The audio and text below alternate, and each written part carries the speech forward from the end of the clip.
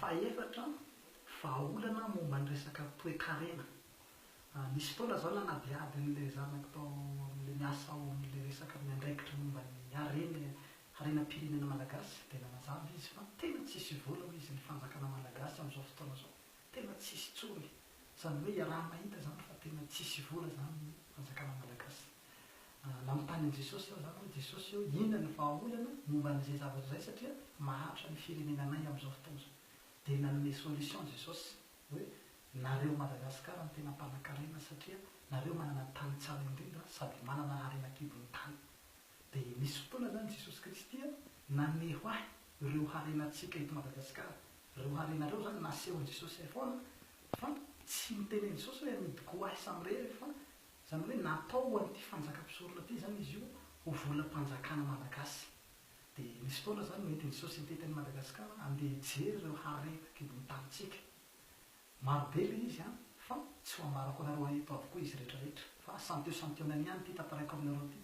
Ohatra izao noentin'i Jesosy tany Sakara izao dia any ambanivohitry ny Sakara izao misy mirokila karazana mirokila be dia be ao.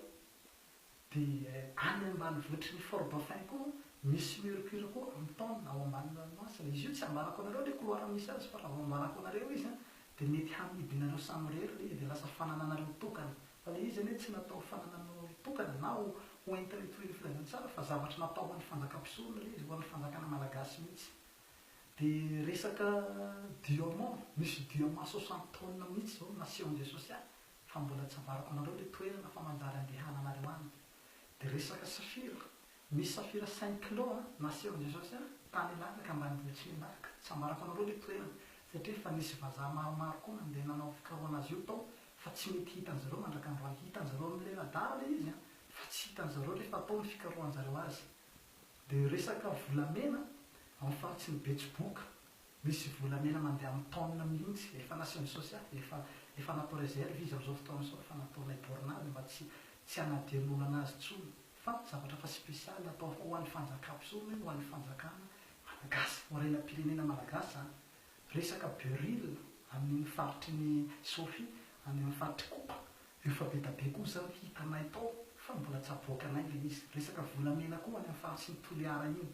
Izany hoe resaka harenam-kibon'ny tany be dia be izany efa hitanay amin'izao fotoana izao. Misy koa ny toerana anankiray misy safira mbola tsy vaky kanefa io tena misy safira mandeha firy amin'ny grama misy sasany amin'ny kilo mihitsy aza fa mbola tsy aboakanay ilay izy satria zavatra tsy natao ho an'ny fananana tokana ilay izy na ho fananam-piangonana na ho fananan'olo entina hitohy filazantsara fa natao ho an'ny fanjakam-pisorona ho an'ny fanjakana malagasy harenam-pirenena izany.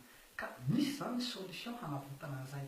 Etsy ambany koa moa ny karazam-biby sy nireo karazana kakazo indrindra fa ny bois de rose misy an'izay amin'ny faritra mananaravaratra iny. Maro izany ny zavatra ho entintsika hanavotana ny harenam-pirenena. Matokisany Sofia fa tsy ho ela dia ho avy tsy Madagasikara. Misaotra.